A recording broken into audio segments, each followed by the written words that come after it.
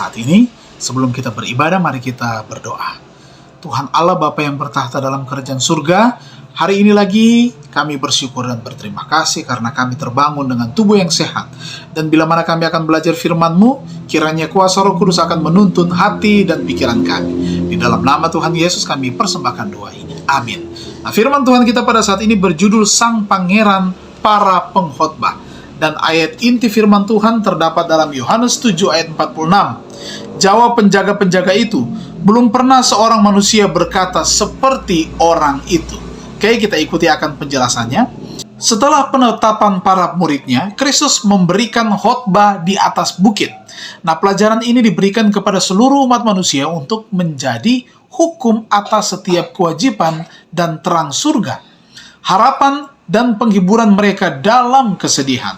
Itu adalah ucapan berkat surga bagi dunia, suara dari tahta Allah. Di sini sang pangeran para pengkhotbah atau guru yang agung mengucapkan kata-kata yang diberikan Bapa kepadanya untuk diucapkan. Dia adalah hikmat abadi yang bersama-sama dengan Bapa seluruh dunia diciptakan. Dia mengenal Bapa karena dia satu dengan Bapa. Ucapan berbahagia adalah salam dari Kristus, tidak hanya bagi mereka yang percaya, tetapi juga bagi seluruh umat manusia. Dia tampak seperti lupa sejenak bahwa dia ada di dunia, bukan di surga. Dan dia menggunakan zalam akrab dari dunia yang belum mulia. Berkat-berkat mengalir dari bibirnya seperti arus kehidupan yang limpah yang mengalir dengan derasnya. Nah, Kristus tidak mengesankan keraguan sedikit pun atas ciri-ciri tabiat yang akan selalu dia akui dan berkati. Dia berpaling dari yang penuh ambisi yang digemari dunia kepada mereka yang ditolak oleh dunia, mengucapkan berkat bagi semua yang menerima terang dan hidupnya. Kepada yang miskin dalam roh, yang lemah lembut, yang rendah hati, dan yang berduka, yang dihina, yang dianiaya, dia merentangkan lengan perlindungannya, berkata, "Marilah kepadaku, aku akan memberi kelegaan kepadamu." Matius 11 ayat 28.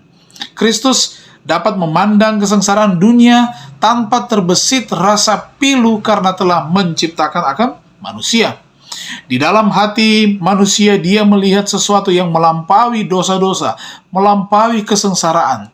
Nah, dalam kebijaksanaan yang tak terbatas, dia melihat kemungkinan kemanusiaan yang tinggi yang dapat mereka capai. Dia tahu bahwa meskipun mereka atau manusia telah menyalahgunakan belas kasihan yang dilimpahkan kepada mereka dan menghancurkan martabat pemberian Allah kepada mereka, namun Sang Pencipta akan dimuliakan melalui penebusan mereka. Pelajaran ini adalah contoh bagaimana kita harus mengajar. Betapa Kristus telah lewati penderitaan untuk memungkinkan misteri tidak tinggal tetap menjadi misteri, melainkan menjadi kebenaran sederhana yang gamblang. Di dalam setiap petunjuknya tidak ada yang samar-samar, tidak ada yang sulit untuk dipahami. Maka Yesus pun mulai berbicara dan mengajar mereka. Matius 5 ayat 2. Kata-katanya diucapkan bukan dengan nada berbisik, bukan juga dengan ucapan yang kasar dan tidak menyenangkan. Suaranya adalah suara dari tahta Allah. Nah, dia berbicara dengan ucapan yang jelas dan tegas, dengan kekuatan yang hikmat dan meyakinkan. Mari kita renungkan lebih dalam dan ini menjadi satu kesimpulan.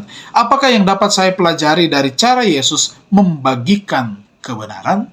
Mari kita tunduk kepala bersama-sama dan kita berdoa. Kami muliakan dan tinggikan nama-Mu Tuhan. Kami berterima kasih untuk segala berkat yang kami rasakan hingga saat ini. Di hari yang baru ini kami serahkan hidup kami sambil memohon pertolongan Tuhan menjadi bagian kami semua. Diberkati dengan berkat kesehatan, berkat-berkat materi, dan juga iman yang teguh menjadi bagian kami. Yang sakit secara khusus kami doakan Pak Karno yang sementara dirawat dalam keadaan sakit. Kiranya obat-obatan, makanan, minuman, dan perawatan yang diberikan kepadanya akan mempercepat proses kesembuhan menjadi bagian Pak Karno. Hari ini kehendak Tuhan yang jadi bukanlah kehendak kami. Kami serahkan hidup kami ke dalam tangan kasih-Mu. Dalam nama Tuhan Yesus kami persembahkan doa ini. Amin. Terima kasih, Tuhan memberkati kita semua.